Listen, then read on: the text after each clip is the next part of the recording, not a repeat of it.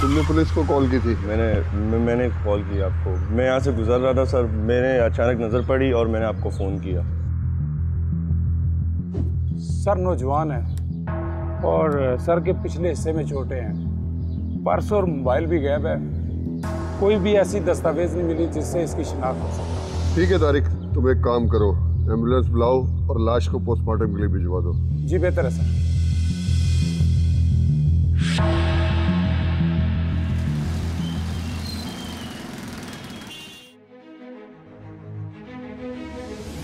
सारा दिन खा लो और सुलवा लो, घूमते रहते हो पड़े हुए। कुछ होश है तुम्हें? पूरी रात गुजर गई, बेटा घर नहीं आया है। पहले कभी भी ऐसा नहीं हुआ कि मेरा बच्चा इतनी रात तक बाहर रहे। अरे 2-2:30 बजे तक तो आ ही जाता है। फोन बन जा रहा है उसका। अरे मैंने सुल्तान को भेजा तो है। तुम इतनी परेशान क्यों हो रही हो? तुम्हारी लाड प्यार की वजह से तो वो बिगड़ा है। हो सकता है वो दुकान चला गया हो। वैसे भी मार्केट के लड़कों को कह दिया मैंने कि जैसे ही आए मुझे खबर दे। और सुल्तान भी तो गया हुआ है। सुल्तान? अरे वो सुल्तान नहीं है, वो तो तुर्क सुल्तान है। कोई नहीं ढूंढेगा, वो गली कुचों में देखकर आ जाएगा।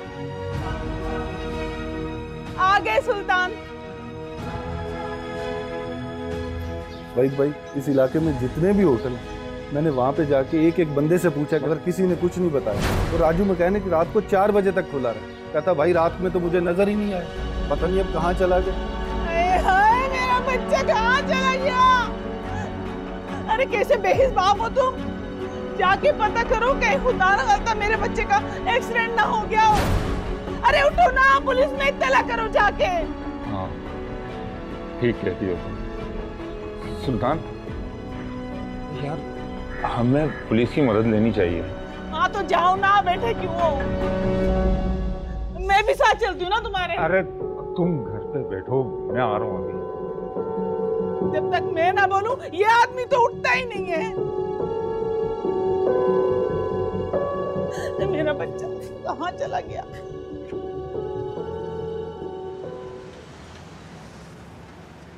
फवाद वल्द वहीद 23 साल उम्र और मकतूल नॉर्थ कराची का रिहाइश पजीर था। इसके वालिद की वाटर पंप पे मार्केट में एक दुकान है और 2 मार्च की शाम इसे आखिरी दफा देखा गया था और 3 मार्च को इसकी लाश मिली है सुबह। मैडम फवाद का वॉलेट और मोबाइल गायब था, तो फौरी शनाख्त तो नामुमकिन थी। मगर जब फवाद के अहले खाना ने उसकी गुमशुदगी की रिपोर्ट दर्ज कराई, तब पुलिस को शक हुआ कि ये लाश कहीं फवाद की ना हो, तो उन्होंने उसके वालिद से रब्ता किया। जी वहीद अहमद बात कर रहा हूँ। क्या क्या लाश? नहीं, ये नहीं हो सकता। मेरा बेटा नहीं हो सकता जी वो। फिर भी मैं पहुंचता हूँ अभी। भाई क्या हो गया? भाई बताया तो सही, हुआ क्या है? अरे कुछ नहीं हुआ। क्या हुआ है? कुछ नहीं हुआ। पुलिस को एक नौजवान की लाश मिली है। शनाख्त के लिए बुला रहे हैं मुझे। मैं अभी देख कर आता हूँ। तू मनहूस नीले नाक, जब से तुम की बीवी को तलाक देके यहाँ आके हम पर बोझ बनाए ना, मेरे घर में तो अच्छी खबर ही नहीं आ रही। मेरा बेटा नहीं हो सकता। नहीं फवाद को कुछ नहीं हो सकता। अरे क्या बोल रही हो तुम? इंशाल्लाह वो फवाद की लाश नहीं होगी। हम देख कर आ रहे हैं। इसको क्यों कोस रही हो तुम? चला फवाद, मुझे सही चाहिए। बात सुन, मेरे बेटे को कुछ हुआ ना, तुझे नहीं छोड़ूंगी मैं। मेरे बच्चे को कुछ नहीं हो सकता। मेरे बच्चे को कुछ नहीं हो सकता। मैडम लाश जहाँ से मिली है, हमें लगता है कि उसे वहाँ कत्ल नहीं किया गया, बल्कि सिर्फ ठिकाने लगाए गए और उस जगह से 2 मुख्तलिफ लोगों के जूतों के निशान मिले हमें। तो इसका मतलब है कि इस वारदात में कम से कम 2 लोग मुलव्विस थे। आपने मकतूल के अहले खाना से बातचीत की है, उनको किसी पर शक है? मैडम मेरी बात हुई है, उन्होंने दुश्मनी का खदशा तो जाहिर किया है, मगर अब हम तो सीधे साधे लोग हैं, उनसे किसकी क्या दुश्मनी होगी? और वो तो दोस्त बनाना जानता था, सबका ख्याल रखना, सबसे मोहब्बत से पेश आना। उसका कोई दुश्मन नहीं हो सकता साहब, नहीं हो सकता। इंस्पेक्टर साहब मेरे ख्याल में उसका एक ही दुश्मन था, वो था उसका शौक। क्या मतलब है आपका? इंस्पेक्टर साहब आप खुद सोचें, 60-70 हज़ार से कम का मोबाइल नहीं यूज़ करता था, और जो घड़ी पहनता था ना वो पूरे 50,000 रुपए की थी। कई दफ़ा उनकी अम्मी को बोला कि अपने बच्चे के ऊपर नज़र रखो, मगर उल्टा हम पर ही चढ़ाई कर दी। 2 दिन तक खाना नहीं दिया, मैं भूखा रहा हूँ यहाँ पर। और मुझे पक्का यकीन है इंस्पेक्टर साहब, ये उसका रख रखाव देख के ना उसके साथ डकैती हुई। मुमकिन है डकैती के दौरान मजम्मत पर उसे कत्ल किया गया हो, क्योंकि उसके पास ना तो कोई पर्स मिला है ना कोई मोबाइल। क्या आप लोग मुझे ये बता सकते हैं कि गुमशुदगी के वक्त उसके पास कितना कैश या कितनी मालियत की ज्वेलरी थी? साहब, उसने महीना भर पहले नया फ़ोन लिया था, तो 3-4 हज़ार रुपये तो उसकी जेब में रहते ही थे। कुछ अर्सा पहले अपनी माँ की अंगूठी बेचकर 50,000 रुपये की कीमती घड़ी खरीदी थी।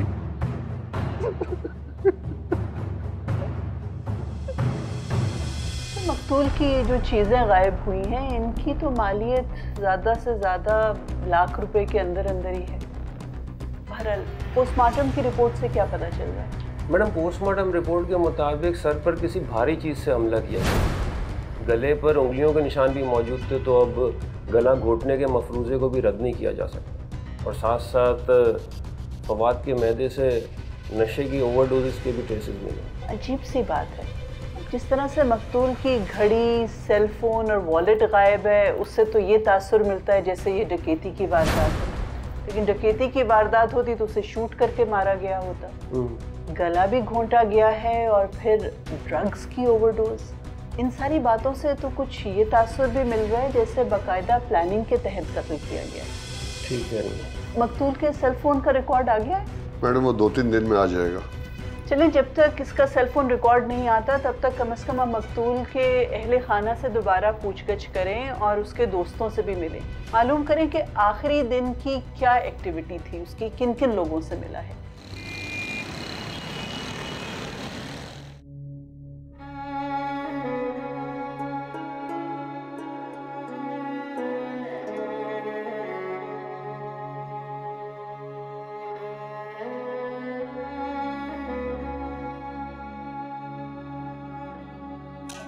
मेरी बात सुन, तू कब तक शौक मनाएगी? आज पूरे 3 दिन हो गए। 3 दिन में तो बड़े बड़े गम खत्म हो जाते हैं, लेकिन तेरा शौक खत्म नहीं हो रहा। पता नहीं काय का नाक पे दम करके रखा है, समझ में नहीं आता क्या सोच के बैठी है ये लड़की। मैं भूल जाऊं, मैं कैसे भूल जाऊं? मेरा सब कुछ था वो। मेरा जीना बेमायने है, मैं उसे नहीं भूल सकती। मिट्टू मैं भी तेरी तरह कैद हो चुकी हूँ जैसे तू इस पिंजरे में कैद। ओ, तुम्हारा अभी वो कुछ नहीं लगता था। अरे सिर्फ मंगनी हुई थी, शादी नहीं हुई थी जो उसकी तुम बेवा बन के बैठी हुई हो। और जो उसकी हरकतें थी ना अम्मा पोटरी की, अरे एक न एक दिन ये मंगनी वैसे ही टूट जाती है। मत समझा इसको, समझा। और कोई अच्छा सा लड़का देख के इसकी शादी की बात चला। बल्कि अम्मा वो अपना है ना शब्बन, अच्छा भला प्रॉपर्टी का काम कर रहा है, अच्छे पैसे कमा रहा है। और एक दिन उसकी माँ ने मुझे कहा भी था कि मैं तुम्हारे घर आना चाह रही हूँ, उसी से बात चला उसकी। अरे वही शब्बन, ये तो बड़ा चलता पुर्जा है। क्या वो प्रॉपर्टी का काम कर रहा है? उसकी जायदाद कब कर दे उस लड़के का तो पता ही नहीं। बड़ा अच्छा कमाता होगा। तू बेटा उसकी माँ से बोलना मुझसे आके मिले, फिक्र नहीं करती, सब सही हो जाएगा। तो पागल हो गई है, पागल। मैं सीधा लाश ही तो बन के रह गई। मैं अपने फवाद के साथ ही पहले ही मर चुकी थी। मेरा जीना अब बेमायने ही बेमायने। क्या बोली? अपना फवाद, अपना बेशरम, तुम्हें जरा दी शर्म है? क्या बोल रही है भाई के सामने? अरे मुंह तोड़ दूंगा मैं तेरा।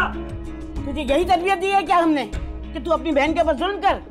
जवान बहन है, क्या हाथ उठाएगा तू उसके ऊपर? समझा अम्मा इसको? फिक्र नहीं कर, सब सही हो जाएगा। देख मेरे बेटा, देख घर में कत्लो गारत हो जाएगा। मेरा बच्चा ऐसा नहीं कर। देख तेरा भाई जवान खूब है, कोई भाई ये बर्दाश्त नहीं कर सकता। मेरा बच्चा भूल जा। देख ना उसने मारा ना मैंने मारा, तू देख जा। और तू देख उस शब्बन से तेरी शादी होगी ना तो तू देख, तू नोटों में खेलेगी, नोटों में। फिक्र नहीं कर मेरा बच्चा, सब सही हो जाएगा। चल तू उठ, तूने 3 दिन से कुछ नहीं खाया है, पका लिया मैंने खाना। जा हाथ मुंह धो के आ जा मेरा बच्चा, जा मैं खाना निकाल लूँ, सब सही हो जाएगा इंशाल्लाह।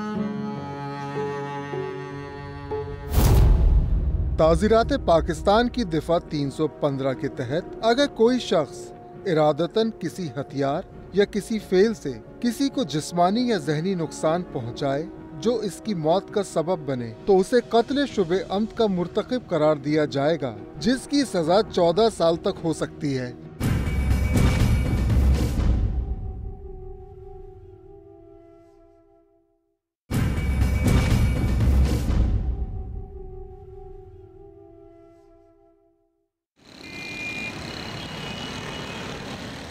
साहब, फवाद हमारी इकलौती औलाद थी। शादी के 9 साल के बाद बड़ी मिन्नतों मुरादों से पैदा हुआ था वो। बड़ी नाजों से पाला था साहब उसे मैंने।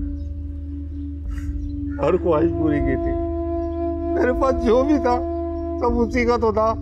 वो दोस्तों पे खर्च करके खुश होता था, मुझे भी खुशी होती थी।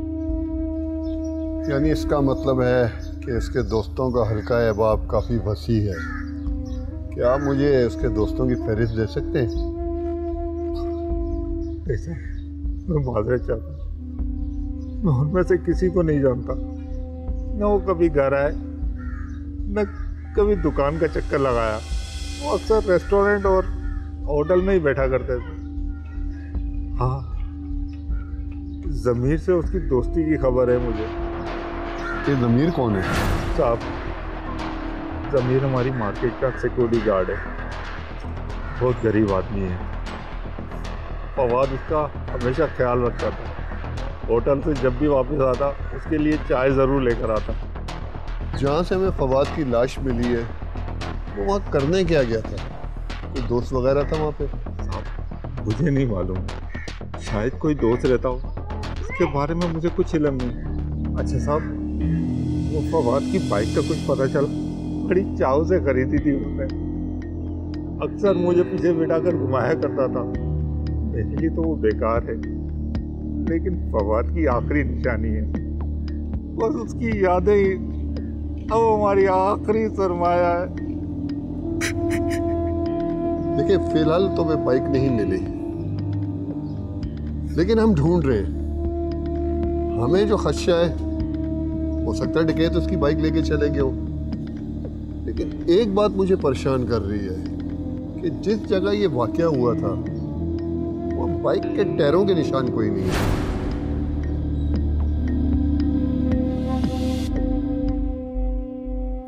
अस्सलाम वालेकुम। वालेकुम अस्सलाम। तुम ही इसमें लेके चौकीदार हो? जी साहब। यार, फवाद के बारे में मालूमात जमा करनी थी मुझे। साहब, फवाद मेरा दोस्त ही नहीं, वो तो मेरे छोटे भाइयों जैसा और मेरा मोहसिन था। कई बार उसने मेरी मदद की। फिर साहब, आपको तो मालूम है हमारी तनख्वाही कितनी होती है। फिर उस पर मेरे छोटे भाई और मेरी वालदा की जिम्मेदारी। वो मेरा बहुत ख्याल रखता था। क्या तुम उसके दोस्तों को जानते हो? कभी मिले उनसे? साहब, दोस्त तो सभी उसके थे। वो जिससे मिलता था दोस्त बना लेता था। अलबत्ता मैं अपनी नौकरी की वजह से उसके दोस्तों से ना मिल सका। यहाँ बैठना पड़ता है, यहाँ से मैं कहीं जा नहीं सकता, वरना वो तो मेरा बहुत ख्याल रखता था। 2 मार्च को वो 20,000 रुपये लेकर दुकान से निकला था। तुम्हें पता है कि वो कहाँ गया था? नहीं साहब, इसके बारे में बिल्कुल भी नहीं जानता। अच्छा, चलो ठीक है, अभी मैं चलता हूँ। अगर मुझे ज़रूरत पड़ी ना, मैं दोबारा आऊँगा, समझे? जी साहब, मैं हाजिर साहब।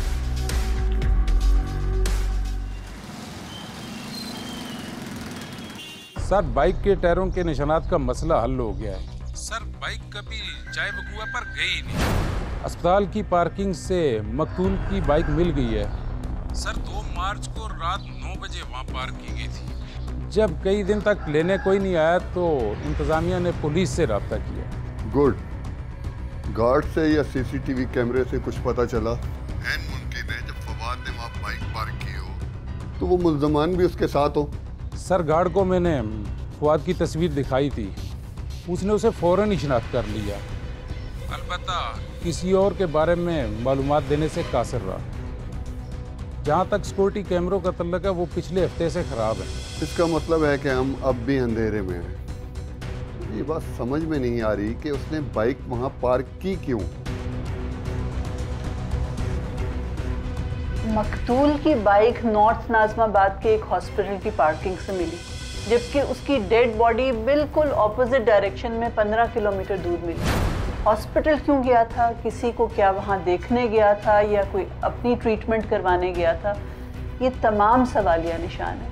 आप हॉस्पिटल पार्किंग की सीसीटीवी फुटेज निकलवाइए, इर्द गिर्द के इलाके में अगर कोई सीसीटीवी लगा हुआ है तो वो भी चेक करें। और दूसरा, इसके दोस्तों से कोई इम्पोर्टेंट बात अभी तक मालूम हुई है? आपने तफ्तीश की है उन लोगों से? मैडम, फवाद के दोस्त एक मुहिम्मा बन गए। मकतूल के अहले खाना उसके दोस्तों को जानते ही नहीं, और फिर फवाद का हल्का अहबाब इतना वसी है कि उसके मोहल्ले के दोस्त अलग हैं और फिर कॉलेज के दोस्त अलग। मैडम, मैंने उसके कॉलेज के चंद दोस्तों से पूछगछ की थी। उन्होंने तो बताया कि इम्तिहानात के बाद वो फवाद से मिले ही नहीं, और मोहल्ले के दोस्त कुछ भी नहीं जानते इस बारे में। फिर भी कोई ऐसे फ्रेंड्स तो होंगे ना जिनके साथ वो ज़्यादा टाइम स्पेंड करता है, ज़्यादा बातचीत करता है। वो सेलफोन रिकॉर्ड्स अगर निकलते तो उससे मालूम हो जाता ना कि किनके साथ ज़्यादा कांटेक्ट में था। क्या बना सेलफोन रिकॉर्ड का? मैडम, रिकॉर्ड तो आ गया है। उसने आखिरी फ़ोन कॉल अपने दोस्त जुनेद को की थी। तो जुनेद का क्या कहना है इस बारे में? मैडम, वो तो शहर से बाहर है, 2-3 दिन में आ जाएगा वो। मैडम, एक बात ज़रा हैरान कौन है, वो शाम 6 बजे के करीब मकतूल के चचा सुल्तान ने उसे कॉल की थी, और सुल्तान ने अपने बयान में इस बात का बिल्कुल जिक्र नहीं किया। इस नुक्ते को ज़रा इम्पोर्टेंस दें और तफ्तीश का हिस्सा बनाएं। दूसरा, मैं ये सोच रही थी कि मकतूल अपने वालिदैन की इकलौती औलाद था, काफ़ी लाड से रखा हुआ था, पैसों की लगता है इसको कोई कमी नहीं थी, जितनी महंगी उसकी वॉच वगैरह भी थी। तो इस किस्म के लड़कों में अक्सर लड़कियां इंटरेस्टेड होती हैं। मालूम करें मकतूल का किसी लड़की के साथ कोई अफेयर, कोई इस तरह का मामला तो नहीं था, क्योंकि अक्सर ऐसे मामलात में दुश्मनियां भी पैदा हो जाती हैं।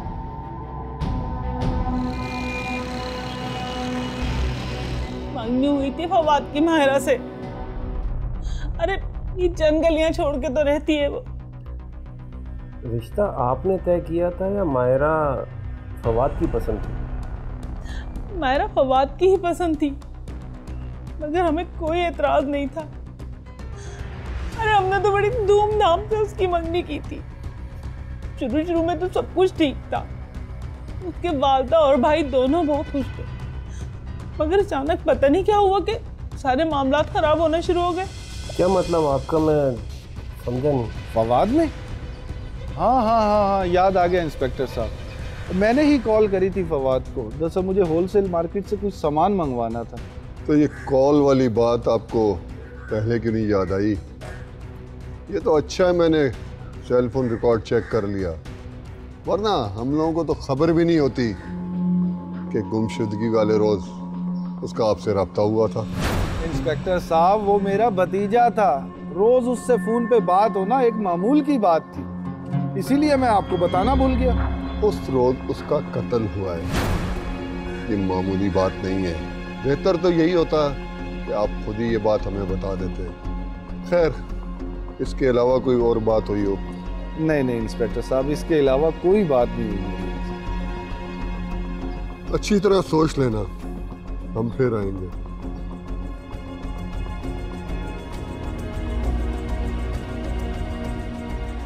क्या उन्होंने मंगनी तोड़ दी थी? माहिरा का भाई नदीम तो यही चाहता था कि मंगनी टूट जाए, मगर माहिरा किसी तौर भी राजी नहीं थी। यहाँ तक कि उन्होंने फवाद पे बहुत घटिया और अहमकाना इल्जाम लगाया था। अरे मगर मैं कैसे मान लेती कि मेरा बेटा गलत हो सकता है। हमने किसी पे भी भरोसा नहीं किया। क्या इल्जाम लगाया था? मैं आपको क्या बताऊं क्या इल्जाम लगाया था। जाए आप पूछो उसके भाई से, क्या इल्जाम लगाया था मेरे मासूम बच्चे पर।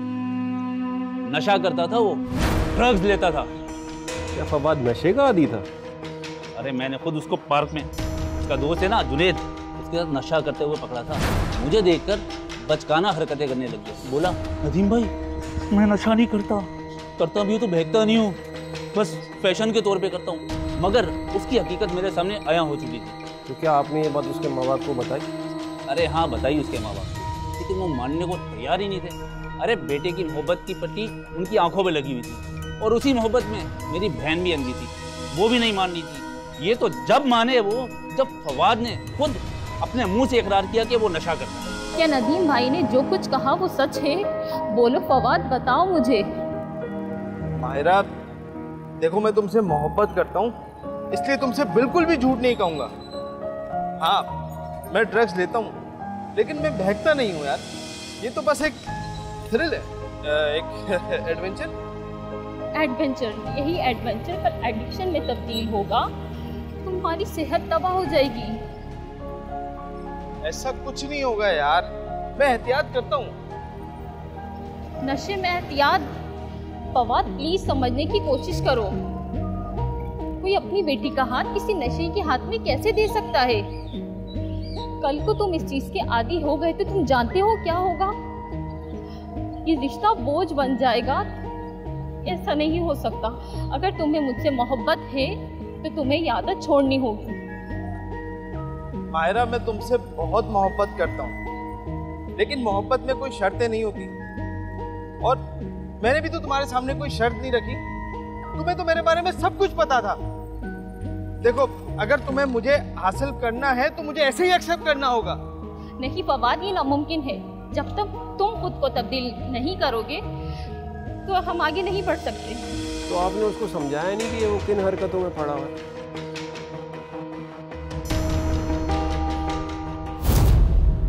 ताज़ीरात पाकिस्तान की दफ़ा 392 के तहत अगर कोई शख्स चोरी, डकैती या रहज़नी का मुर्तकिब करार पाता है तो उसे कम से कम 3 साल और ज़्यादा से ज़्यादा 10 साल कैद और जुर्माने की सज़ा सुनाई जाएगी।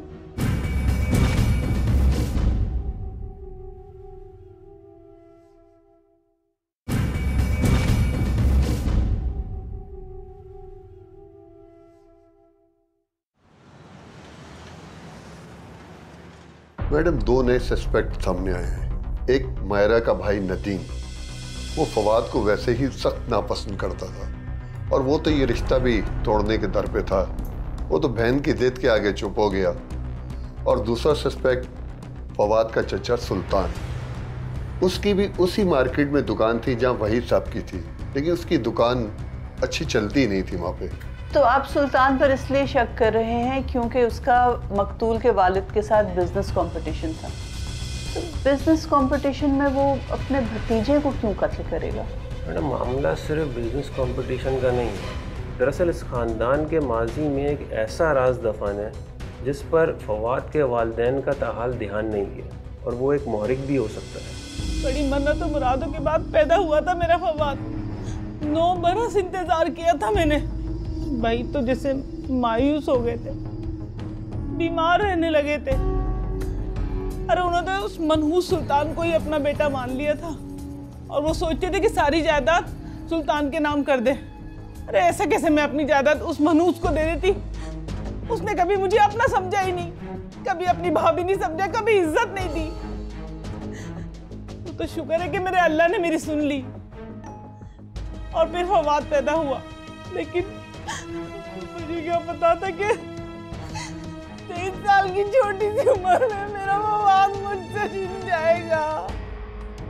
मेरा बेटा छिन गया मुझसे। जायदाद से महरूमी का डर एक स्ट्रॉन्ग मोटिव तो हो सकता है। मैडम, मैं सोच रहा हूँ कि अगर नदीम और सुल्तान को थाने में बुलाकर खातिर मदारत की जाए तो खुद ही सच बता देंगे।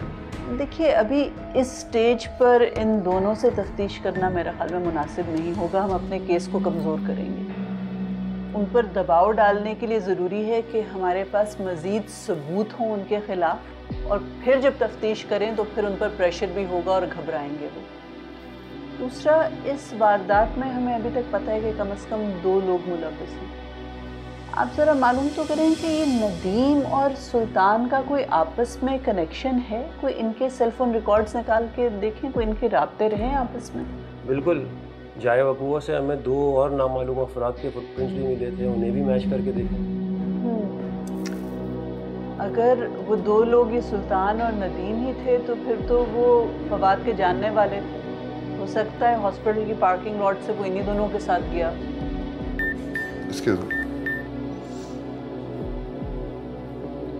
मैडम, अभी भी एक अपडेट आई है। जिस हॉस्पिटल में फवाद ने बाइक पार्क की थी उसके करीब ही मेडिकल स्टोर की CCTV फुटेज मिली है जिसपे फवाद और 2 बंदे नजर आ रहे हैं, लेकिन वो 2 बंदे क्लियर नहीं नजर आ रहे, उनके चेहरे वाज़ेह नहीं है।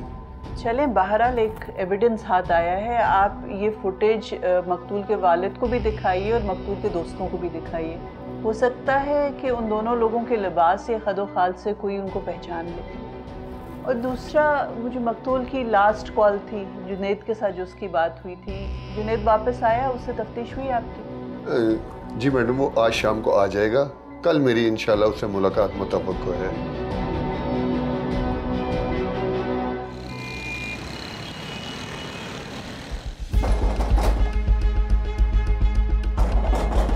कौन? हाँ जुनैद, तुम्हारा ही नाम है ना? हाँ। आ जाओ, जरा साहब बुला रहे हैं। आ जाओ।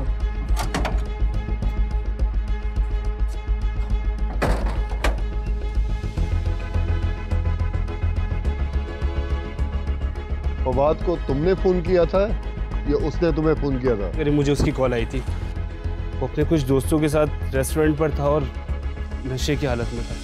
हाँ जुनैद यार, पार्टनर आज तो चढ़ गई यार। हाँ यार, तू पिक करने के लिए आ जा यार। यही बाहर भी रेस्टोरेंट में बैठा हूँ दोस्तों के साथ। अबे ऐसी हालत में बाइक चलाना ठीक थोड़ी है। हाँ तू आ जा यार, मैं तेरा वेट कर। Thank you. मैं उसे पिक करने के लिए निकलने ही वाला था कि उसकी दोबारा कॉल आ गई। हाँ हेलो पार्टनर, तू निकला तो नहीं?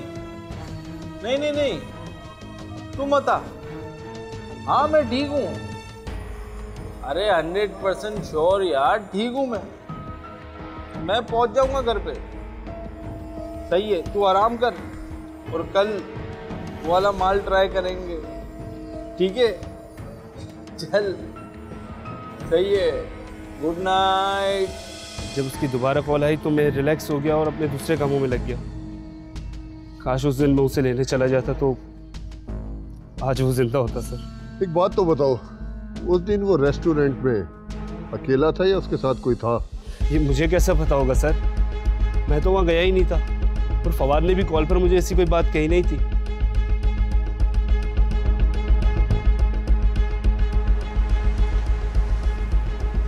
मैडम, हमें जुनैद से एक क्लू मिला है। फवाद कत्ल से चंद घंटे कबल एक चाय के होटल में बैठा हुआ था। अच्छा, आप उस होटल में जाकर पता कीजिए कि क्या फवाद का अक्सर उस होटल में आना जाना था। वहाँ के वेटर्स को फवाद की तस्वीर दिखाइए कि क्या वो फवाद को पहचानते हैं और किन लोगों के साथ वो अक्सर वहाँ बैठता था। और देखिए अगर उस रोज़ की कोई CCTV फुटेज मिल जाए इस होटल से। ये गौर से देखो, ये तुम्हारे ही होटल की CCTV फुटेज है ना? इस फुटेज में नजर आने वाला लड़का कौन है? पहचानते हो तुम उसे? जी साहब, ये फवाद है, आता रहता है यहाँ पे, टिप भी देता है। क्यों साहब, कुछ गड़बड़ है? इसका कत्ल हो गया है। अब जरा सोच के जवाब देना। इस फुटेज में जो दूसरे दो लड़के हैं, इनको पहचानते हो? इनमें से एक को जानता हूँ साहब, ये आरिफ है, पहले भी 2-3 बार आ चुका है। और दूसरा पहली बार देखा था उस रोज को। ये आरिफ कहाँ मिलेगा? वो तो नहीं साहब मालूम, पर हाँ मैं जहाँ रहता हूँ ना औरंगी, वहाँ पे एक स्नोकर क्लब है, वहाँ ये आता रहता है, वहाँ से पता चल जाएगा साहब। ठीक है, चलो आरिफ। ताज़ीरात पाकिस्तान की दफ़ा 301 के तहत अगर कोई शख्स ये जानते बूझते भी कि उसके इस अमल से किसी की मौत भी वाक़ई हो सकती है, लेकिन उस शख्स के अमल से उसके हदफ के बजाय किसी दूसरे फ़र्द की मौत वाक़ई हो जाती है, तो इस सूरत में भी उसे कत्ल अम्द का मुजरिम करार दिया जाएगा और दफ़ा 302 के तहत उसे सज़ाए मौत या उम्र कैद की सज़ा मिलेगी।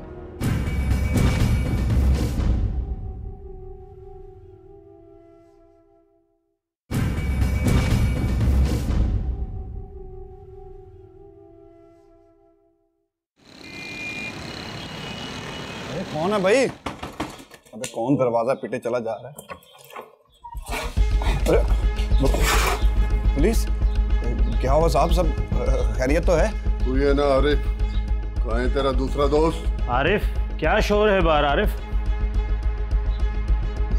साहब। समीर, तू? जी साहब। अच्छा, तो तू इन लोगों के साथ मिला हुआ है। जिस थाली में खाया उसी में छेद कर दिया। तू तो अपने आप को दोस्त कहता था ना फवाद का, उससे कत्ल करते हुए तेरे हाथ नहीं कांपे? तारिक, अंदर देखो। फवाद का कत्ल साहब?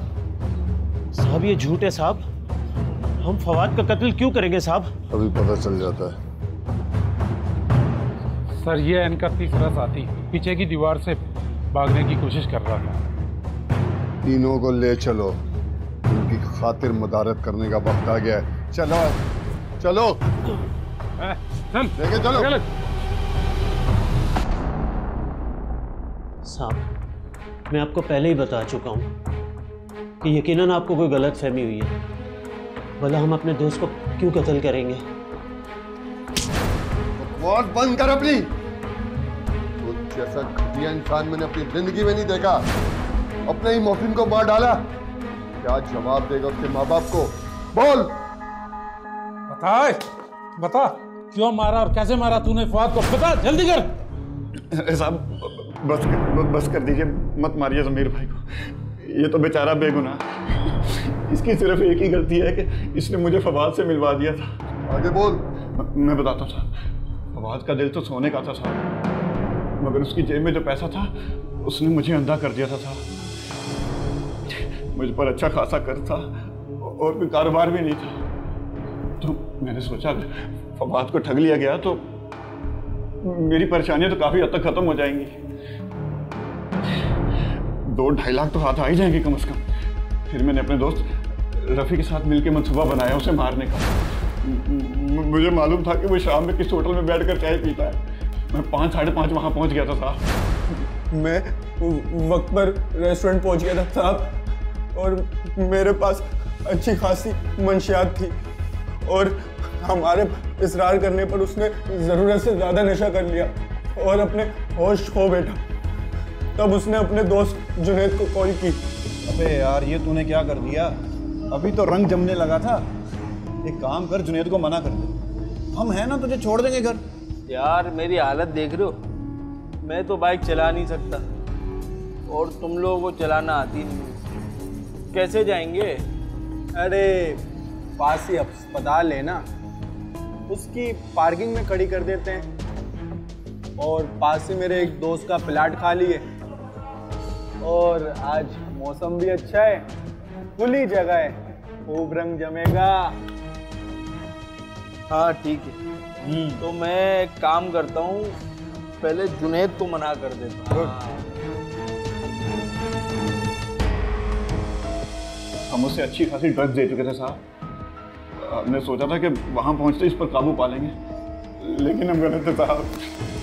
ये तो गया, चल फटाफट चेक कर, घड़ी, परस, अंगूठी, पैसे, मोबाइल, कुछ मत छोड़िए, समझा? जल्दी।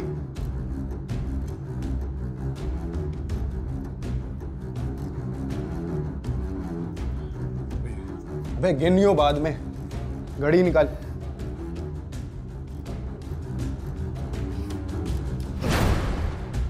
चोरी कर रहे थे तुम लोग जानबूझ के मुझे यहाँ पर लेकर आए।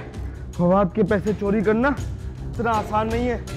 पैसे चाहिए थे तो मांग लेते, तुम लोगों पे निछावर कर देता, लेकिन तुम लोग इस लायक ही कहा। अब तुम लोगों को करूंगा पुलिस के हवाले, छोड़ूंगा नहीं तुम लोगों को। छोड़ मेरा हाथ, छोड़, निकाल। रफी छुड़वाना यार, क्या कर रहे तुम? छुड़वाना यार, क्या?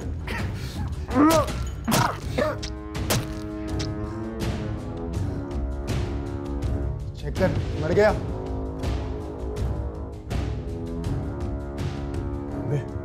सांसें चल रही हैं अभी तक इसकी, तो बहुत सख्त जमनेगी। एक काम करते, इसे पीछे जंगल में फेंक देते, खुद ही पड़ा पड़ा मर जाएगा ये, वरना मैं इसका गला दबा।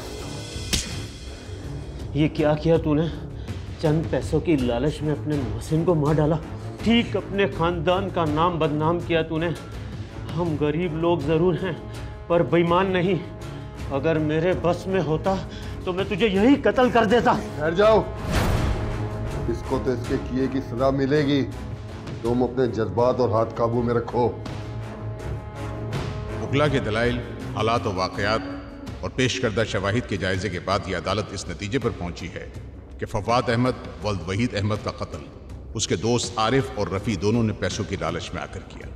लिहाजा ये अदालत दोनों मुल्जिमान को ज़ेर दफ़ा 302/34 के तहत सज़ाए मौत का हुक्म सुनाती है। अदालत बर्खास्त की जाती है। अगर आप भी कोर्ट नंबर 5 में कोई केस पेश करना चाहते हैं तो हमें ईमेल करें court5@sama.tv।